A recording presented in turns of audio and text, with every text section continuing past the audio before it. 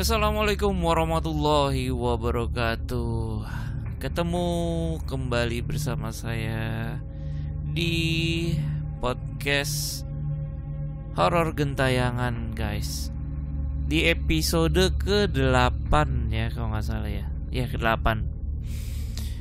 Dan pada episode ke-8 ini saya akan mencoba menceritakan kembali pengalaman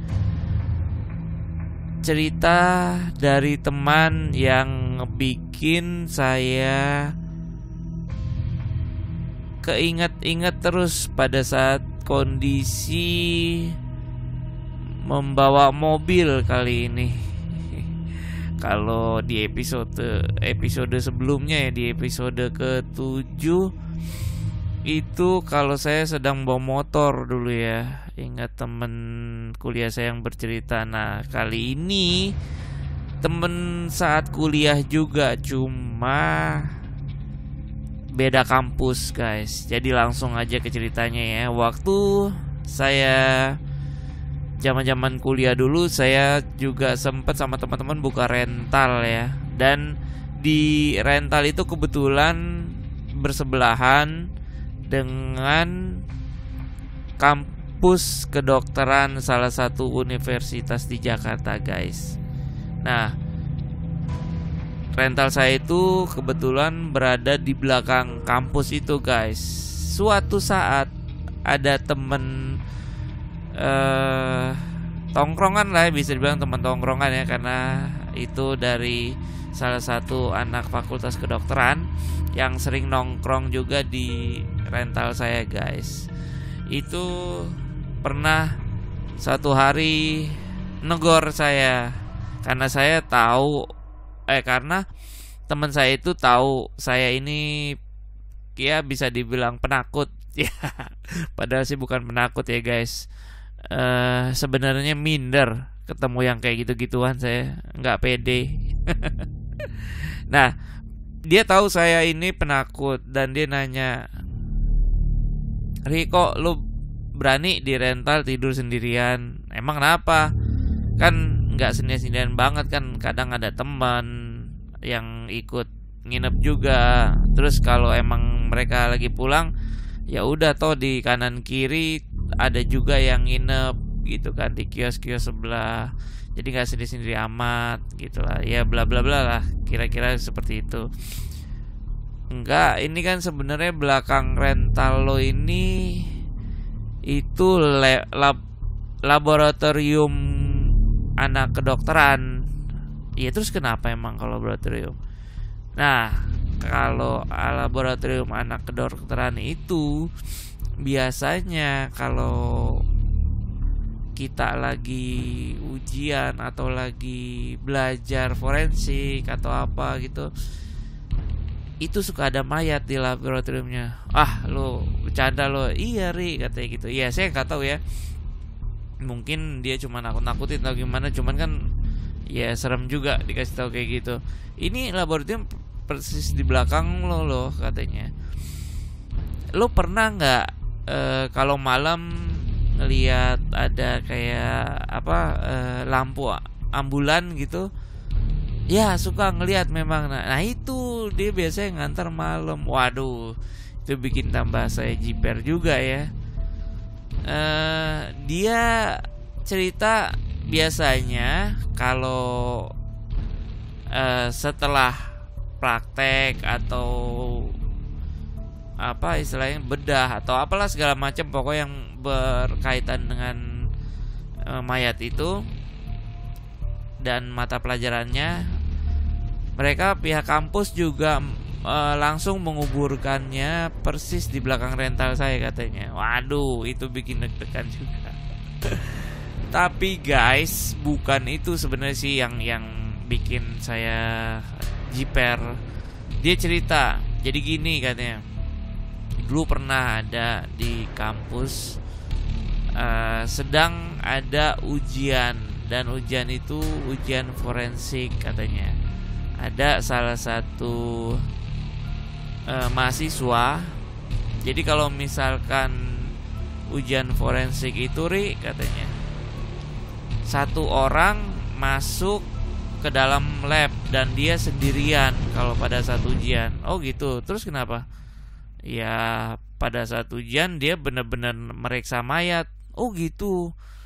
Dan lo bayangin dong, satu laboratorium di kampus gue itu nggak kecil. Satu laboratorium itu bisa sekitar 10 meter kali berapa gitu. Dia bilang pokoknya satu ruangan laboratorium itu lumayan gede. Dan isinya ya biasanya organ tubuh atau apa. Dan itu real katanya. Oh gitu ya. Saya juga ya belum pernah masuk ya kampus kedokteran kayak gimana, cuman katanya seperti itu. Nah, satu orang yang lagi ujian ini katanya pernah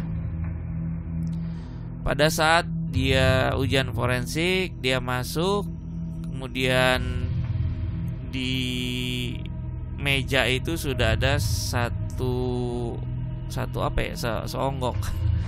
Pokoknya sudah ada mayat dan tugasnya adalah meneliti tentang mayat itu. Bisa jadi tentang kapan dia meninggal, penyebabnya apa, terus caranya gimana, terus udah meninggal dalam berapa hari dan lain sebagainya lah katanya seperti itu.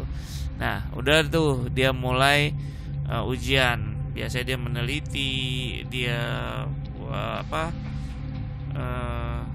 periksa semuanya dari ujung rambut sampai ujung kaki. Nah pada saat dia mengerjakan, ditulis, kemudian pada saat hening gitu dia menulis tugas-tugasnya itu.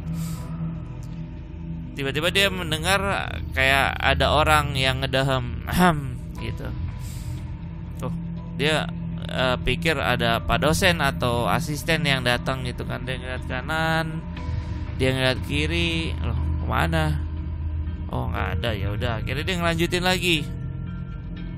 Pas dilanjutin lagi, nulis lagi jawaban dari soal-soalnya itu. Kemudian ada yang ngedahem lagi. Oke, ternyata ada yang ngedahem juga, ada yang ngedahem lagi gitu. Dia cari kanan kiri nggak ada. Aduh, dia udah mulai agak-agak nggak nyaman katanya. Ya udah, akhirnya dia cepat-cepat ngerjain ujiannya itu kan. Dia cepat-cepat ngerjain sambil sesekali dia ngeliatin jenazahnya lagi. Kemudian untuk yang ketiga kalinya ada suara dehaman lagi. Oke, dia ngeliat ke kiri lagi nggak ada. Pas dia ngeliat ke kanan, di sebelah kanannya ada orang berdiri di depan dia ngeliatin dia yang sedang lagi mengerjakan ujian. Pas diliatin seperti itu agak tersentak kaget juga si peserta ujian ini. Dia perhatiin mukanya, kemudian dia kembali ngeliatin wajah si jenazah ini, guys. Ternyata orang yang berdiri di samping kanan dia, kalau nggak salah, kanan apa kiri, kanan kalau nggak salah, yang berdiri di sebelah kanan dia itu adalah si sosok jenazah ini, guys. Sedang memperhatikan dia lagi ujian dan dia tersenyum sambil ngeliatin si peserta ujian ini. Kemudian si peserta ujian ini mungkin karena dia ya menguatkan diri ya, dia bilang, saya tidak mengganggu, saya sedang mengerjakan ujian ini, tolong saya butuh konsentrasi. Kemudian si peserta ujian ini mengerjakan cepat-cepat ujiannya. Kemudian setelah selesai dia buru-buru langsung kumpulin hasil ujian itu, kemudian dia cepat-cepat keluar dari lab itu, guys. Dan katanya nggak sampai di situ doang. Pada saat dia pulang, dia mengendarai mobil dan Di tengah jalan itu ini kondisinya malam ya guys. Pada saat dia pulang, kondisi malam, di tengah jalan tiba-tiba dia ngedengar lagi suara orang ngedam. Dia pikir, loh ini kayak suara yang tadi, tapi kan ini udah nggak di lab lagi. Dia pikir gitu. Aduh, jangan-jangan ngikutin nih, dia bilang gitu. Tapi gimana ya, kan dia ada di dalam mobil gitu. Kemudian dengar lagi. Setelah itu dia coba lihat di spion guys. Ya Allah, ternyata dia ngikut di bangku belakang dan sambil tersenyum guys. Kata teman saya ya kebetulan peserta ujian ini yang bisa dibilang alim katanya. Jadi dia hanya membaca doa dan kemudian bilang, saya tidak mengganggu, saya cuma mengerjakan tugas-tugas saya. Tolong jangan ganggu saya dan tolong jangan ikuti saya. Kemudian dia ngambil sejadah yang ada di mobil itu, sejadah kecil. Kemudian dia tutup spion tengahnya itu. Dan sambil membaca doa lagi sambil jalan. Dan sampai di rumahnya guys, ternyata udah nggak ada gitu katanya. Ya mungkin kalau untuk orang yang diceritanya itu mungkin ya biasa aja ya guys, dan itu udah lewat lah, maksudnya udah selesai. Buat saya guys yang diceritainnya itu baru saja dimulai guys. Dan besok-besoknya saya kalau naik mobil itu selalu ingat cerita itu sampai sekarang ini guys.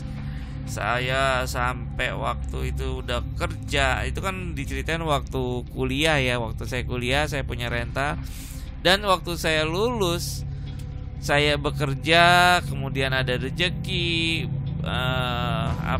menikah dan beli mobil. Itu sampai ke bawah guys. Apalagi dulu waktu saya setelah nikah, saya pindah ke daerah pinggir Jakarta lah ya guys ya, di daerah Tangerang Selatan, Pamulang. Itu kalau pulang lewat mana aja itu selalu melewati TPU, dan area-area yang saya lewati itu selalu jalan yang sepi kiri kanan dulu. Itu saya ingat banget, dan saya sering pulang malam. Walaupun naik motor, saya ingat cerita teman saya waktu kuliah, dan pada saat saya bawa mobil, saya teringat cerita yang ini. Aduh, kalau saya ingat itu waktu saya bawa mobil itu spion tengah langsung saya belokin guys. Saya nggak berani, itu berasa bawanya kayak memang pengen lihat spion aja, pengen lihat ke belakang aja. Udah gitu biasanya kan kalau jok belakang itu ya di setiap jok ya kan ada headrest ya. Itu kalau kita ngelihat dari ujung mata ya, kalau ngelihat dari ujung mata ke spion itu berasa kayak di bangku itu ada pala orang gitu. Aduh, ya udah, satu-satunya cara kalau saya pulang malam sendiri kemudian bawa mobil, yaitu spion tengah itu selalu saya belokin biar ngusir rasa takut saya. Dan itu bener-bener buru-buru saya pulang kalau bawa mobil. Walaupun bawa mobil, bawa motor, kalau malam ya udah ngebut aja udah, kalau udah ngelewatin jalan sepi. Nah, gimana teman-teman? Apakah teman-teman ada cerita yang sama? Ditunggu ceritanya ya di podcast gentayangan@gmail.com. Jangan lupa juga yang mendengarkan lewat Spotify di follow, yang mendengarkan di Kaskus juga di follow ya, dan yang mendengarkan di YouTube jangan lupa like and komennya, tentunya juga di subscribe ya, di share di sosial media teman-teman jika memang cerita ini menarik. Oke, sampai ketemu di episode berikutnya. Salam gentayangan hati. hati-hati di belakang. Assalamualaikum warahmatullahi wabarakatuh.